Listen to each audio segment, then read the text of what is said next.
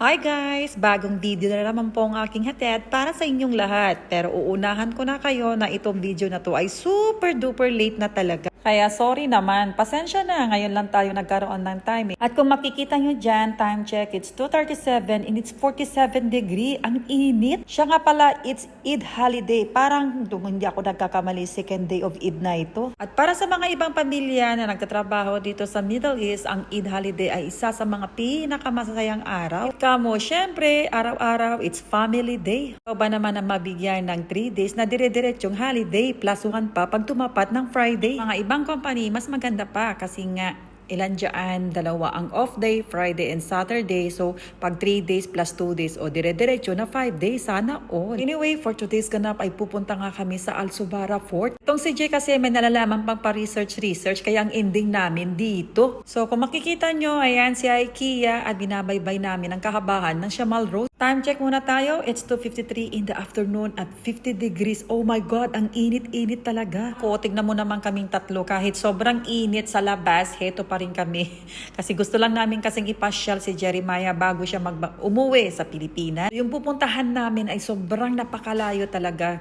At dahil first time ko rin makapunta doon, pati din si Jay. So, let's go! For the go ang mga person kahit sobrang init. Nandito na kami sa Al Subara area, kung mapapansin mo, kaparang kami lang yata mga kaluluwang ligaw na napadpad dito. Kala namin is malapit na kami sa Al Subara Fort pero malayo-layo pa rin pala. Mapapansin nyo is parang walang mga sasakyan ang napunta doon. At this time siguro napakainit tapos malayo-layo talaga ang lugar na ito.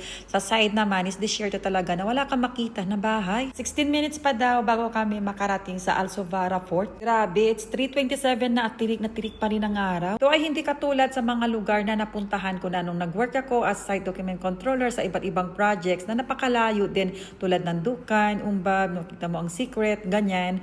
Ganyan din ang style. Yun nga lang ang pagkakaiba is maraming pakalat-kalat na kamilyo. After 100 years, hindi, mali yun. Ayan, finally arrived sa aming destinations and welcome to Al Subara Fort. Nung dumating kami dito, ay akala ko ay kami lang ang mga kaluluwang ligaw talaga. Pero may napansin talaga ako na may mga pamilya din na Pilipino ang nadalaw dito. Honestly speaking, hindi talaga ako komportable na maglakad-lakad kasi nga sobrang init. Sabi ko nga kay Jay na yung 2 years na puti na iniipon ko, bigla na lang nawala ng ilang minuto. At dahil nandito na nga lang kami, wala akong choice kundi explore na lang at i-enjoy. Naman si Jeremiah ay panaybasa niya kung ano ang mga nakasulat sa mga dingding na akala mo ay naiintindihan niya. Pero anyway, dagdag naman yan sa kaalaman niya, di ba bongga? At ito naman si Jeremiah ay siya ay nagsasilbing photographer namin. Makikita nyo ay napakalawak din ang lugar na to. Masarap sanang pumasyal dito pag taglamig or winter time. Kaso ngayon lang kami napadpad dito at nataon pa ng summer season. Ako nga gusto ko pa sanang i-explore ang buong lugar. Kaya lang talaga ay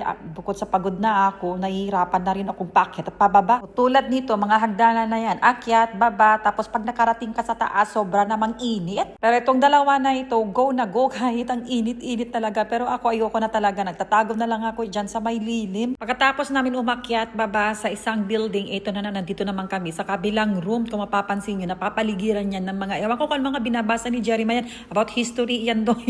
Ewan ko lang kung may naiintindihan talaga siya guys. Kasi nga ako pag nabasa ko nga yung isang dyan nakalagay sa dingding. Ayoko na kasi hindi ko rin maintindihan. Di na talaga nagana mga brain cells ko guys. Bukod sa pagod na ako, nauuhaw pa. Pinuntahan namin, maraming mga bilog-bilog dyan. Kung hindi ko alam kung anong purpose ng mga bilog-bilog dyan. Pero namahaya na talaga ng mga itlog ng mga ibon. Hindi ko alam kung anong klaseng ibon yan na nangitlog dyan. Sabi nga ni Jeremiah daw, magko daw nakawin yan.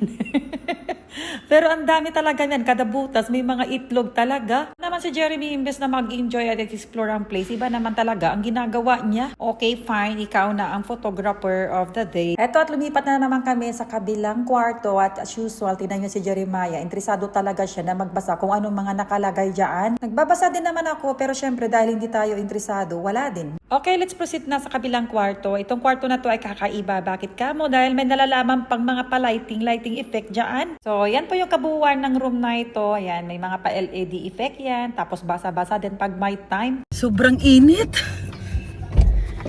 So, kaya na guys, ang kabuuan ng aming trip to Al Subara Fort. Hanggang sa muli. Bye!